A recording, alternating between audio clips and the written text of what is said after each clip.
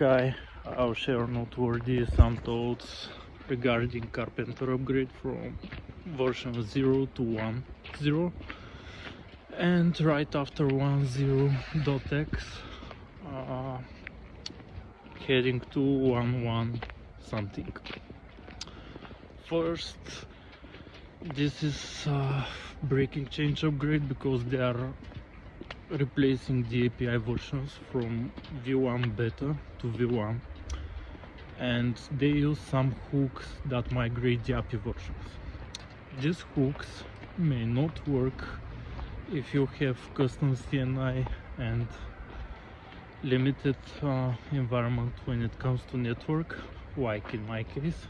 So I had to enable host network set to true and webhook enable set to true in order to work. That was for upgrade to 1.0. What's more important here is that the environment that I worked in is very limited when it comes to access, and if you break something and someone release that through the CI/CD process, things are getting worse. So Karpenter says that you can't revert back to the old version, but that's not very true. Let's imagine you have one full admin access environment and very limited read-only access in the next environments. The goal is to operate in the full admin environment and make everything working, and during that happening, just you may remind the people not to release and touch the CI/CD process to be released on the next environment.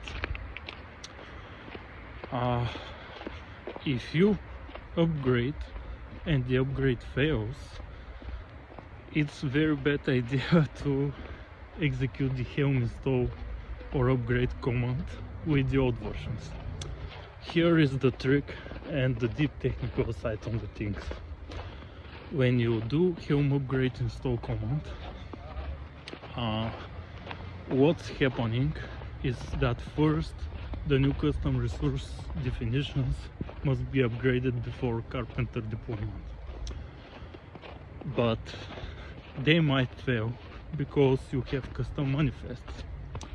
Once you touch and adjust the manifest and you upgrade these things, but something fails over the course of the upgrade, what's happening is that you have some resources that are trying to be replaced with their new versions.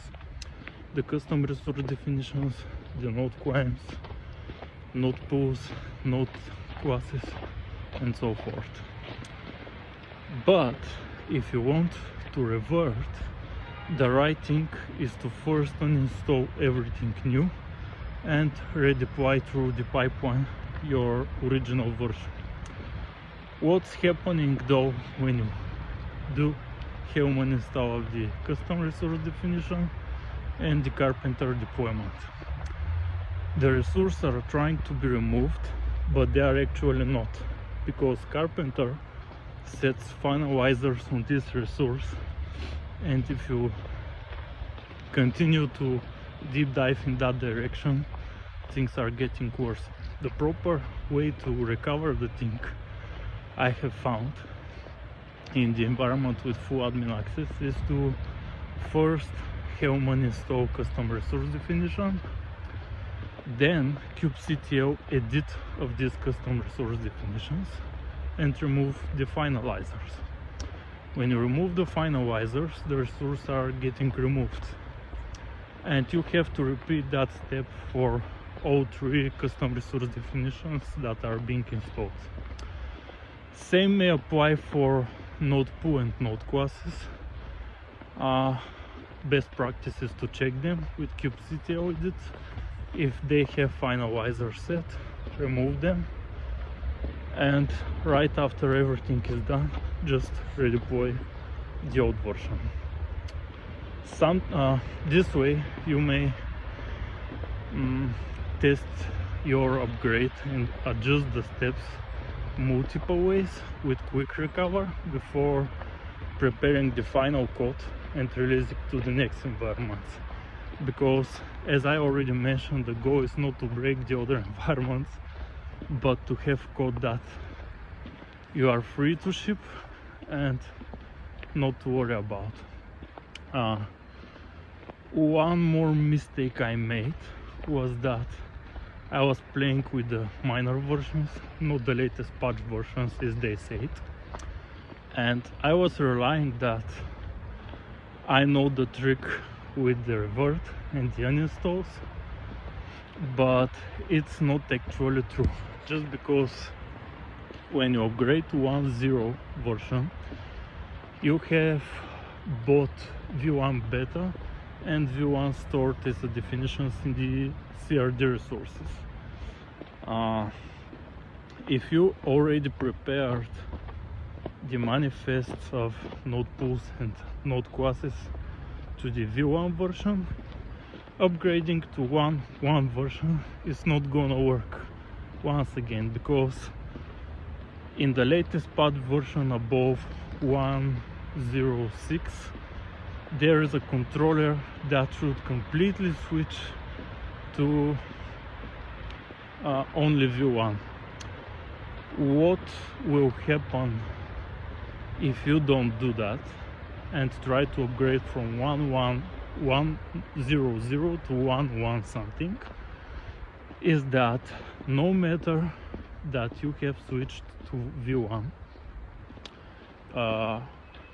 it will still look for v1 beta, and you think that you already switched to v1, but actually it's looking for v1 beta.